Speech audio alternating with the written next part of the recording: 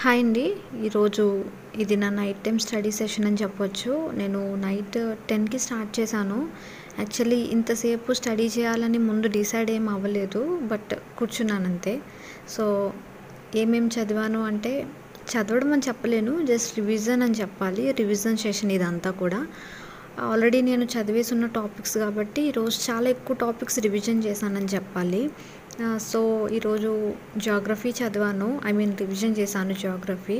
So ఈరోజు బేసిక్గా morning అంతా ఏం సరిగ్గా చదువుకోలేదు. టైం వేస్ట్ అయినట్లు అనిపించింది. కొంచెం హెడేక్గా అనిపిస్తే కొంచెం టైం నిద్రపోయాను అనమాట. నాకున్న అలవాటు ఏంటి అని అంటే నాకు ఎప్పుడు నిద్ర అనిపిస్తే అది మార్నింగ్ నైట్ అని చూడను. కొంచెం టైం పడుకుంటాను అండ్ రిమైనింగ్ టైం అంతా స్టడీ కోసం అని నేను స్పేర్ చేసుకుంటాను అనమాట. సో బేసిక్గా ఈరోజు నేను వచ్చి ఫిజికల్ జియోగ్రఫీ అనేది స్టార్ట్ చేశాను. రివిజన్ స్టార్ట్ చేశాను. సో అందులో నేను ఏమేమి చదివాను అనేది మీకు స్టార్టింగ్ నుంచే చెప్తాను. కొంచెం చూడండి. లైక్ చెప్పాను కదా 10కి స్టార్ట్ చేశానని. అప్పుడు నేను వెజిటేషన్తో స్టార్ట్ చేశాను అనమాట. Drainage system, soils and disaster management అవన్నీ కంప్లీట్ చేసుకున్నాక మళ్ళీ బ్యాక్ టు సోలార్ సిస్టమ్ వచ్చేసాను. సో ఎందుకు అని అంటే నాకు ఎక్కువసార్లు రివిజన్ చేయాలి అని అనిపించే సబ్జెక్ట్ హిస్టరీ, జియోగ్రఫీ అంటే ఎవరికైనా టఫ్ అని అనిపిస్తుంది. సో మళ్ళీ రివిజన్ చేసుకుంటే బెటర్ అని చెప్పి మళ్ళీ బ్యాక్ టు సోలార్ సిస్టమ్కి వచ్చేసాను. చాలాసేపు అని ఏం చదవలే. అలా అని ఏం కాకుండా నేను నాకు వచ్చింది అంటే ఆల్రెడీ వచ్చు అన్న కాన్ఫిడెన్స్ నేను పెట్టుకోకుండా నాకు ఎందుకో ఓవర్ కాన్ఫిడెంట్గా ఉండాలని అనిపించట్లేదు. మళ్ళీ రివిజన్ చేసుకోవాలని అనిపిస్తుంది. భయం కూడా అనిపిస్తుంది. సో ఎవరికైనా తెలియకపోతే మళ్ళీ చెప్తున్నా, మొత్తం జియోగ్రఫీ అంతా కలిపి మనకు ఒక 30 మార్క్స్ వరకు ఉంటుంది కదా. సో అందులో నేను ఈరోజు ఫిజికల్ జియోగ్రఫీ స్టార్ట్ చేశాను అనమాట. స్టార్టింగ్ టు ఎలా చెప్పాలి, earth in the solar system ఉంటుంది కదా, అక్కడి నుంచి స్టార్ట్ చేశాను. బేసిక్గా ఫస్ట్లో నేను 6th to 10th, 6th నుంచి 7th, 8th, 9th, 10th ఆ బుక్స్ ఉంటాయి కదా, అవి స్టార్టింగ్లో నేను అవి చదువుకున్నాను. తర్వాత నేను ప్రైవేట్ ఆథర్స్ ఎవరైతే డిజైన్ చేసిన బుక్స్ ఉంటాయో అవి కూడా తీసుకున్నాను అనమాట. So interior of the earth చదివాను. మళ్ళీ సోలార్ సిస్టమ్ అనేది మీకు ఎలాంటి అవగాహన రావాలి అని అంటే, నేనేం పెద్ద ఎలా చెప్పాలి, I'm not a perfect person to tell this, but నాకున్న ఐడియా ప్రకారం చెప్తున్నా. సోలార్ సిస్టమ్ అనగానే సౌర వ్యవస్థ, గ్రహాలు, మిల్కీ వే అండ్ ఆస్ట్రాయిడ్స్ వాటి మీద ఒక ఐడియా వస్తే మనకు ఒక మినిమం నాలెడ్జ్ అనేది ఉంటుంది. తర్వాత ఇంటీరియర్ ఆఫ్ ద ఎర్త్ అనమాట. లేయర్స్ అండ్ మినరల్ కాంపోజిషన్స్ కొంచెం చూసుకోండి. ఎర్త్ కోర్లో ఎలా మినరల్ కాంపోజిషన్స్ ఉన్నాయి, ఇంటీరియర్ ఆఫ్ ద ఎర్త్లో ఎలా ఉన్నాయి అనేది కొంచెం డీటెయిల్గా చూసుకుంటే బెటర్ అనేది నా ఒపీనియన్. అండ్ దాని తర్వాత మేజర్ ల్యాండ్ రీఫార్మ్స్ అనమాట. తెలుగులో ప్రధానమైన భూస్వరూపాలు. అంటే తెలుగులోనూ చదువుతున్నాను, బట్ నాకు ఇంగ్లీష్లో ఎక్కువ అలవాటు కాబట్టి నాకు చెప్పేటప్పుడు అవి వస్తున్నాయి. సో మేజర్ ల్యాండ్ రీఫార్మ్స్లో వచ్చేసేటప్పటికి ఎయిర్, వాటర్, విండ్, డిజర్ట్లో అంటే అవి ఎలా ఫామ్ అవుతున్నాయి, ల్యాండ్ రీఫార్మ్స్ అనేది ఏ టైప్లో ఎలా ఫామ్ అవుతుంది అనేది ఒకసారి చూసుకుంటే బెటర్ అనేది అదొకటి ఒకసారి చూసుకోండి. సో తర్వాత క్లైమేట్ అండ్ స్ట్రక్చర్ చూసుకోండి. తర్వాత అట్మాస్ఫియర్ చూసుకోండి. అట్మాస్ఫియర్ అంతా చూసుకున్న తర్వాత కూడా ఓషన్స్ ఉంటాయి కదా, తర్వాత ఫీచర్స్ ఇవన్నీ చూసుకోండి. అంటే నాకు గుర్తున్న మట్టుకు నేను చెప్తున్నా, నేనేం నోట్ చేసుకొని ఏం చెప్పట్లేదు. సో ఇవన్నీ చదివేటప్పుడు నా బెస్ట్ సలహా అంటే ఒక ఫ్రెండ్లీ సజెషన్ ఏంటి అని అంటే, అట్లాస్ మ్యాప్ ఏమైనా దగ్గర ఉంటే కంపల్సరీ ప్లీజ్ పెట్టేసుకోండి. ఒక world map, India map and Andhra అవన్నీ దగ్గర పెట్టేసుకుంటే బెటర్. నార్మల్గా చదివితే ఏదో బట్టి కొట్టినట్టు ఉంటుంది. అలా కాకుండా మనం అట్లాస్ ఎప్పుడైతే దగ్గర పెట్టుకుంటామో మనకు ఒక ఐడియా ఉంటుందన్నమాట. సో మేజర్ జియోగ్రఫిక్ ఫీచర్స్ అన్నీ చదివేటప్పుడు Himalayas, Deccan peninsula, eastern Ghats, western Ghats ఇవన్నీ చదివేసేయండి. తర్వాత క్లైమేట్ చదివేటప్పుడు అసలు హిమాలయస్లో ఆ క్లైమేట్ ఎందుకు ఉంటుంది, డెక్కన్ పెనిన్సులాలో ఆ క్లైమేట్ ఎందుకు ఉంటుంది, ఈస్టర్న్ ఘాట్స్లో, వెస్టర్న్ ఘాట్స్లో వచ్చేసేటప్పటికి అసలు ఆ ఏరియాలో ఆ క్లైమేట్ ఎందుకుంటుంది, అసలు దేనివల్ల అలా ఫామ్ అయ్యింది అనేది ఒకసారి మీరు చదివి అంటే మీరు చూసుకుంటే మీకు దాని మీద ఒక ఐడియా అనేది వచ్చేస్తుంది. దీని తర్వాత డ్రైనేజ్ సిస్టమ్ అనమాట, నదీ వ్యవస్థ. డ్రైనేజ్ సిస్టమ్కి నదీ వ్యవస్థ అనడానికి టోటల్ చెప్పాలనంటే తెలుగుకి ఇంగ్లీష్కి ట్రాన్స్ఫర్మేషనే టోటల్ మారిపోయింది కదా అర్థం. కాకపోతే ఇది అలాగే ఉంది అంతే, అంతకు మించి ఏం లేదు. హిమాలయాస్లో నదీ డెల్టాస్ చూడండి, డెక్కన్ పెనిన్సులా రీజన్స్ చూడండి. సో ఇందులో ఏంటి అని అంటే ఓన్లీ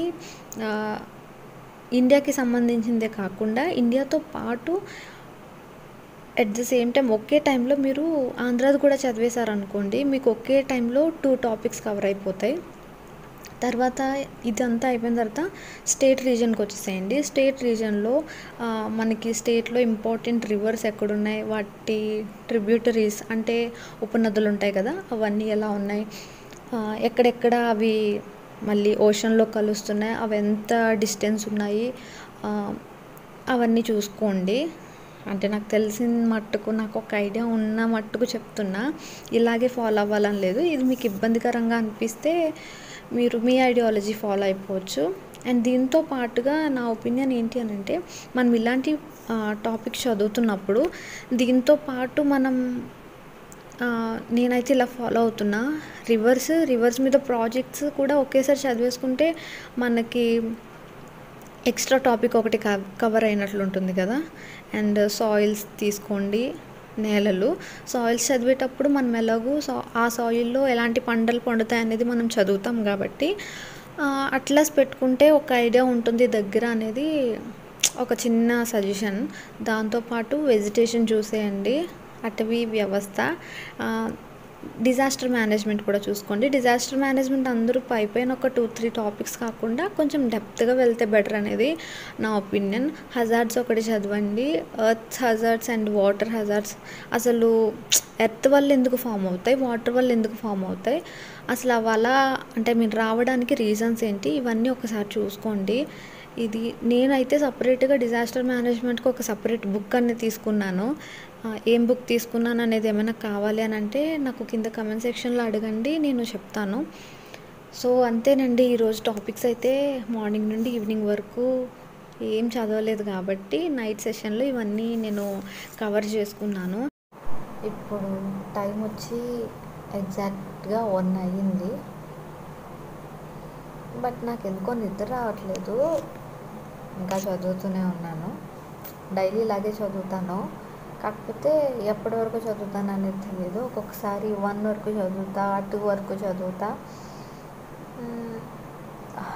తెల్లవారే వరకు చదివిన రోజులు కూడా ఉన్నాయి. అలా అని చెప్పి ఏమంటారు రాత్రి పగలు ఇదే పనిలో ఉంటున్నానని అస్సలు అనుకోవద్దు. కొంచెం దోమ, డిస్టర్బెన్స్ ఆఫ్ ఇండియా.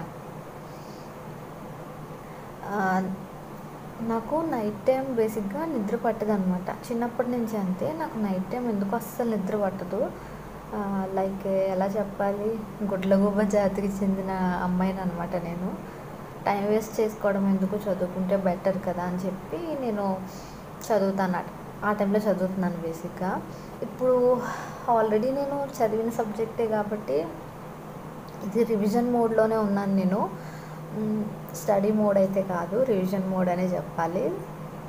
స్టడీ ఒకవేళ ఫస్ట్ టైం స్టడీ చేసేదైతే కంపల్సరీ నోట్ మేకింగ్ చేసేసుకుంటాను. నోట్ మేకింగ్ చేయట్లేదు అంటే దాని అర్థం అంటే రివిజన్ అనమాట. సెకండ్ టైం థర్డ్ టైం అని నేను చెప్పలేను, కానీ రివిజన్ ఇది. సో నా రివిజన్ పార్ట్ ఎలా ఉంటుంది అనేది మీకు క్లారిటీ ఇవ్వాలి అంటే కింద అడగండి, కమెంట్ సెక్షన్లో అడగండి, ఏమైనా ట్రై చేస్తాను. బట్ కనిపిస్తుంది అనుకుంటున్నా, ఇప్పుడు కొంచెం కనిపిస్తుంది కదా. ఇలాగే నోట్ మేకింగ్ కూడా ఇలాగే చేసేసుకుంటాను. కాకపోతే ఏంటంటే ఇక్కడ ఏదైనా టాపిక్ ఉందనుకోండి, దానికి రిలేటెడ్గా ఏమైనా ఎక్స్ట్రా పాయింట్స్ రాయాలంటే నేను ఇక్కడ ఈ సైడ్ రాసేసుకుంటాను అనమాట. సో అన్నీ మ్యాక్సిమం అంతే, రిలేటెడ్గా ఏ పాయింట్ నాకు అనిపించినా ఈ సైడ్స్ రాసేసుకుంటా.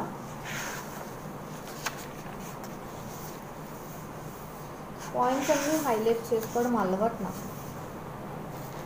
సో మీకు ఆల్రెడీ చెప్పాను లాస్ట్ వీడియోలో, ఆ వీడియో అయితే పోస్ట్ చేయలేదు. ఏంటి అంటే ఏ పాయింట్ అయినా సరే హైలైట్ చేసుకుంటాను నేను.